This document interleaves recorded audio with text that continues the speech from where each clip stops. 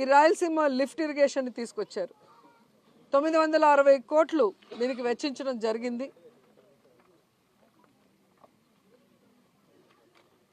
మన శ్రీశైలంలో వాటర్ని మన రాయలసీమకే కాదు ముఖ్యంగా నెల్లూరు జిల్లాకు కూడా సాగునీరు తాగునీరు ఇస్తారు ఆ ప్రాజెక్టు పూర్తయితే. అలాంటి ప్రాజెక్ట్ని పూర్తి చేయాల్సింది పోయి హైదరాబాద్లో మీ ఆస్తుల్ని కాపాడుకోవడం కోసం ఈరోజు రాయలసీమ భవిష్యత్తును మీరు ఎలా తాకట్టు పెడతారు? మీరు రాయలసీమకి వెన్నుపోటు పొడిచిన విషయము ఈరోజు మీ పార్ట్నర్ ఓటు నోటు కేసులో నీతో పాటు దొంగ మీ పార్ట్నరే స్వయంగా అసెంబ్లీలో ప్రకటించారు. నేను రాయలసీమలో పుట్టాను, రాయలసీమ అంటే నాకు ఇష్టమని ఇంకొకటి చెప్తాడు పవన్ కళ్యాణ్ డిప్యూటీ సీఎం. మరి ఎక్కడికి వెళ్ళావు పవన్ కళ్యాణ్? ఈరోజు రాయలసీమకు అన్యాయం జరుగుతుంటే